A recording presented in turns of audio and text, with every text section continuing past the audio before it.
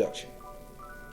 The question is it realistic or unrealistic to go after your dreams and ambitions if it will cost you great personal, business, and financial peril, with only the aspiration of making it to the proverbial big leagues simply an unlikely endeavor? See, this question is rooted on probability and statistics, not on personal capability necessarily. And the reason for that is that most people have the capabilities, or let's say have the ability to get the capabilities to go into business for themselves, start creating additional revenue and resources for themselves, but the chances of it happening are slim to none, and is based on simple principles that I would like to call the order of operations. See, one thing that Ford got right was having a very effective production line. And it had a certain order in which the production line was able to carry out and assembling different parts and pieces, which allowed them to be one of the biggest automobile companies in the country, if not the world, because they figured out a way on how to mass produce themselves, which gave them the probability of being successful than other companies did not have that capability. So when we talk about the idea of risk taker, being a risk taker for the most part has a negative connotation. And the reason being is because the people that oftentimes take risk are considered to be outsiders.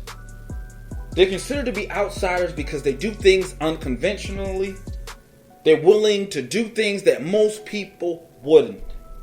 These are people that are willing to give up security and comfort in order to go after something that they strongly believe in. And for the most part, those that sit back, we cheer on some of those individuals that do that because we vicariously live through them. The people that are willing to put it all on the line, and then when they see victory, we want to cheer for them. But in ourselves, we realize that we want the outcome, but we're not necessarily willing to go through the pain to get there. So, in this reading, I want to challenge you to look at the art of risk-taking in a whole new light. Because taking a risk doesn't mean you have to change anything that you are or are not at this current moment. It's just a matter of looking out to the horizon, making some systematic plans in play, and deciding when and how you're going to do it. And that increases the probability of your risk going after your dreams and ambitions being a success. See, at the end of the game, it's a lot more simpler than most of us think. We're a lot more smart and intelligent and willing to go out and make things happen more than we give ourselves credit for. So, if you knew the formula on how to take a risk and have a better chance of being successful at it, wouldn't you want to know that formula? Wouldn't you want to finally be able to go out and make it happen? There's a lot of noise and rhetoric around the idea of being a risk taker. We live in a time where startups are one every 2 seconds, it seems like. New businesses sprouting up. But just as much as we have new businesses sprouting up, we have businesses that have been in business for less than 5 years that are closing their doors. And it's not because the leadership didn't have the motivation, they didn't have the talent, or they didn't have the work ethic to allow that business to be successful. is that they came to a particular place, they presented something to the market responded in a way that they were not prepared for. You can have a successful idea, a successful book. It can be a great idea. But if you're not prepared on everything that's needed, then you will always come to that failing point. I call it the Oprah moment. And the reason I call it the Oprah moment is I always use this example of, let's say, an author or a business person. And for some reason, you get this mysterious call from Oprah Winfrey's producer because you've created this product, this service, or you've written this book. And she wants to fly you in. You may have self-published this book. And they need you to come in tomorrow. And they're willing to fly you in. Are you prepared for that? This is what happens if you're not. Think about it for a second. You've written this book. You don't have a website. You don't have a business card. You have no funnel to be able to attract people to know who's looking at what. You go into Oprah. Everyone's looking for your information and they can't find it. You had an opportunity. You had every reason to be successful in that moment. You took a risk. You wrote the book. You took the risk. You started the company. Now you're being featured because you're a risk taker. But you didn't prepare yourself for the risks that you was willing to get yourself into. And that's what this book is about. Being able to take a risk without losing everything and everyone that's a part of you. This is your opportunity and chance to be a risk taker. Now we talk about procrastination. Everyone has an idea of how to solve it, except no one ever solves it. You're looking for the next book, next tape, next podcast, the next whatever to help you, to empower you on how to stop procrastinating. You want to be a risk taker, the obvious statement is you cannot be a procrastinator. So how do we solve the art of procrastination? How? Just do it now. Most people would say. I mean, that's the God for honest truth. It's just that simple. Just do it now. Why? Just do it now. Because the now is now. It's the only thing you have power over. There's the past. It's already done. You can't change it. And there's the future that you only can influence it, and you only can influence it on the now. So what is it that you're going to do now?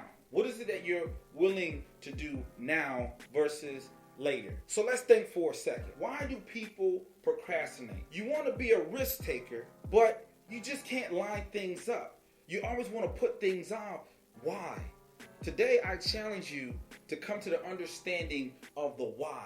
Why? Because guess what? You feel the now.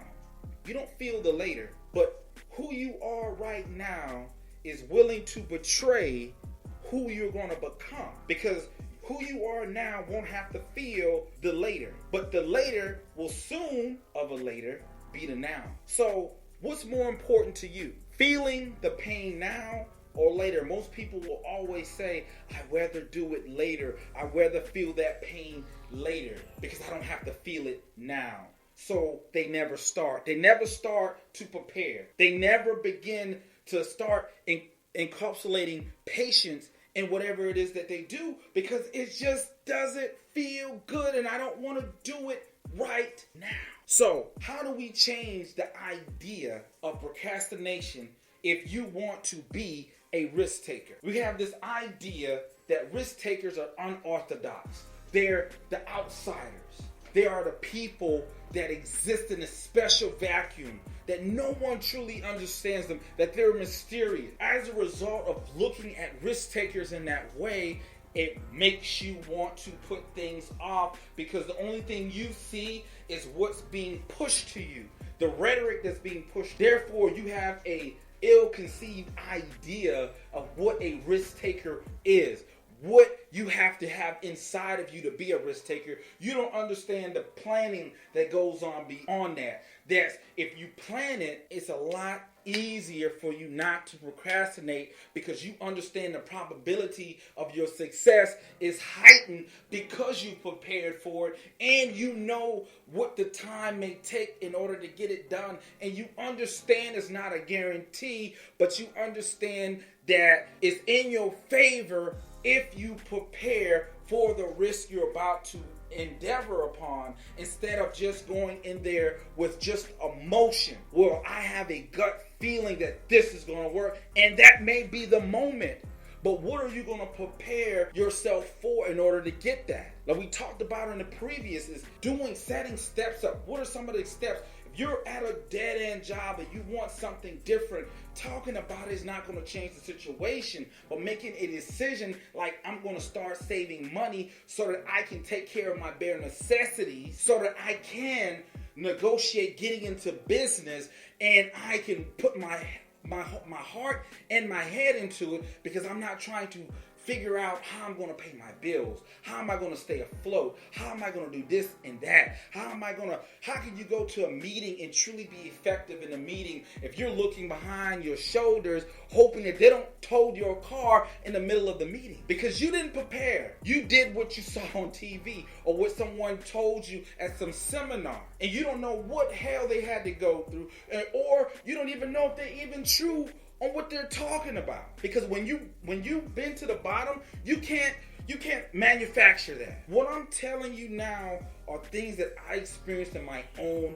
personal life. I can't manufacture pain. So the saying goes that a smart man learns from his mistake, but a wise man learns from mistakes of others. Being a risk taker and not an unrealistic risk taker, it's a big difference, and it aligns things up in our lives that puts us in position to move forward with our dreams and ambitions, because we have a plan that has a better probability of being successful than going into a situation with just our emotions leading. That is something you as an entrepreneur, you as a business person must understand unequivocally above all things. Those principles of preparing yourself, having patience, and not allowing the false start of procrastination to get in your way. See, the thing about it is, if you have 99 cents, you don't have a penny, you don't have $1. You have all the ingredients for a cake, but you leave out the egg, you're gonna get a cake. And that might not be the cake you may want it. So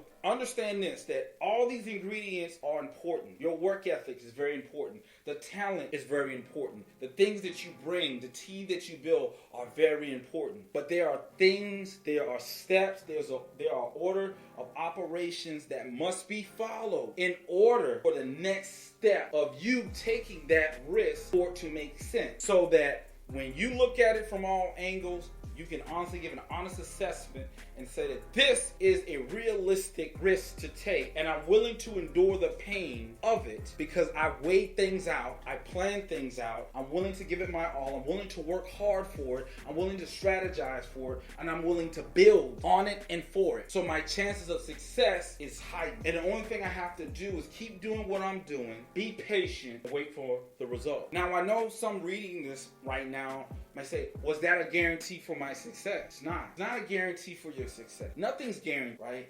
You can have a very positive mindset. My thing, what I challenge you right now is not just to have the positive mindset, but have a positive belief. And that's not fluffery. That's not just something to get you excited. But thinking negative, where's that gotten you? There's no guarantee on anything. There's no guarantee when you put your foot on the step that is not going to cave in. But you do it because you got faith and you have a belief that you paid for the wood and you believe that the wood's going to hold up. It's the same concept in life and business. If you put certain things in place, you put certain steps in your path, and you know that it's sound and it's structured, it only makes sense to keep going up. But you only can do that from a place of security. You cannot do that necessarily in a place of dismay. Now, there's an interesting book that came up a couple of years by Damon John, and the book is called The Power of the Broke. Very insightful book. Now, the word broke is different between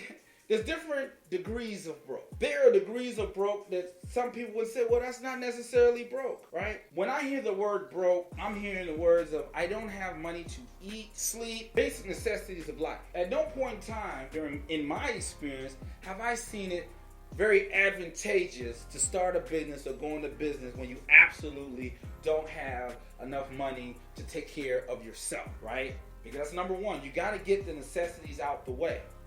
But in this book, it says that when you don't have as much money, when you're ideal broke, you become more innovative, you become more resourceful. So one of the things I always say, when you lack resources, you get resourceful. But understand this, the difference between not having a whole lot of money and having no money. I challenge you to understand the idea is that it's never a great idea to start a business with absolute no money, because you're not able to feed your business the necessary things that it needs. If you can't even get a website, how are you showing other people that you're serious about what it is that you do? If you can't get business cards, how serious are you about what it is you say that you do? These are things that take people that want to be risk takers and they go out off emotions and they jump off the ledge and they say, well, I'm a risk taker, I started my business. Why doesn't anyone take me serious? That's when you look at, are you taking a risk because it makes sense, that it's realistic, or are you taking a risk just to say you did something, or just to make yourself feel important at the moment? These are the things that people struggle with on a day-to-day basis that ultimately determines if they're going to be successful or not. Am I going to do this because it's really in me and I want to do it, or am I doing this because I don't want to deal with an issue internally with myself right now?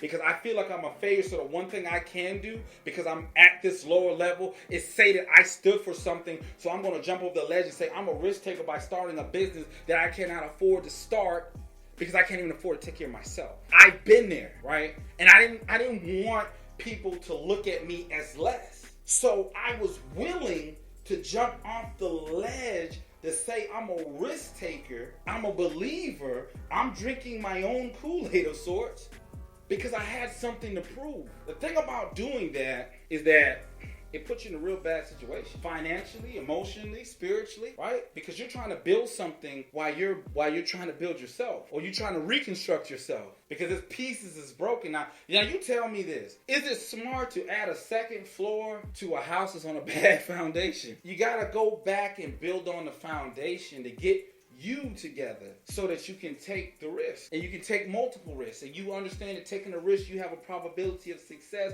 because it's preparation and you know the foundation in which it was built. See, if you're looking for me to excite you to the extent that doesn't even make any sense, just go out and do it, as they say on stage. You can do anything you put your mind to. These things are true based on certain principles, strategies, steps, and procedures that, yes, anything is possible with planning. You increase the probability of you being successful if you properly plan and you're willing to have patience and you're willing to stop dragging your feet in so many decisions that only you can make in your life. That's what being a risk taker truly is about.